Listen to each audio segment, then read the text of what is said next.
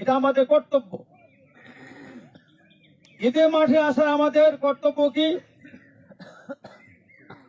আবু দাউদের 1609 নম্বর হাদিস, ইবনে মাজার 1727 নম্বর হাদিস, ফারাদা রাসূলুল্লাহ সাল্লাল্লাহু আলাইহি সাল্লাম যাকাত আল ফিতরি তাহুরাতুল লিস-সাইমি মিনাল লাগwi ওয়ার রুফুস ওয়া তুহুরাতুল মাসাকিন মান আদ্দাহা ক্বাবলা আস-সালাত ফাহিয়া মাকবুলা ওয়া মান আদ্দাহা বা'দা আস-সালাত ফাহিয়া সাদাকাতুন মিনাস সাদাকাত। আমাদের আজকের কর্তব্য হলো ঈদের মাঠে আসার আগে যদি ফিতরা পরিশোধ করি, এটা আল্লাহর নিকট মাকবুল কবুল হিসাবে গৃহীত হবে। সুবহানাল্লাহ। আর যদি ঈদের পরে দিই, এটা সাদকাতুল ফিতর হবে না, এটা কি হবে? সাধারণ নরমাল দান। আমাদের উচিত ছিল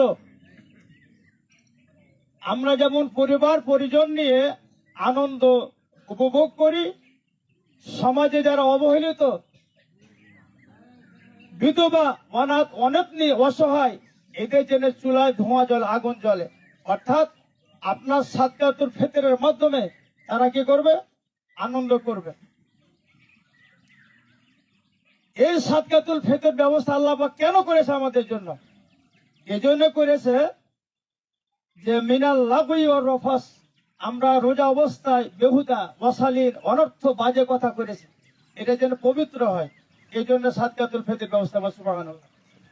আর তুহুরাতুল মাসাকিন, মিসকিন মুখে হাসি ফুটবে, আনন্দ পাবে, এই জন্য আমরা এই সাদকাতুল ফিতরের ব্যবস্থা আল্লাহ পাক আমাদেরকে করে দিয়েছে। সুবহানাল্লাহ।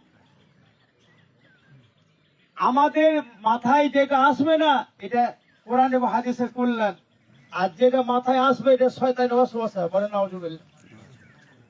কেন? ওমাইয়া আসু আন যিকরির রহমান নুকাইয়িদ লাহু শাইতানান ফাহুয়া লাহু করিন। শয়তান শূন্য মস্তিষ্কের মধ্যে বাসা বাঁধে, ওকে পরিচালনা করে খারাপের দিকে। বলেন নাউজুবিল্লাহ। আর যখন আপনার আল্লাহ রাসূলের রাস্তায় থাকবেন, জিকির আজকার তাসবিহ তাহলিল পাঠ করবেন, তখন শয়তান আপনার কাছ থেকে ভেঙে যাবে, সুযোগ পাবে না। এগুলো অতি গুরুত্বপূর্ণ দরকার। অথচ আমরা 60 বছর 70 বছর বয়স, আমরা কিছুই মনে করি না। আমরা এই কথাগুলোকে কোনো দামই দিই না। রোজা অবস্থায় বাজে বেহুদা কথার মধ্যে আসছি, এটাকে পবিত্র করার জন্য, শুদ্ধ করার জন্য এই সাদকাতুল ফিতরের ব্যবস্থা। ঈদের সালাতের পূর্বে যদি দেই, এটা মাকবুল হিসাবে আল্লাহর নিকট গৃহীত কবুল সাদকাতুল ফিতর। আর যদি পরে দেই, এটা আমরা সাধারণ দান।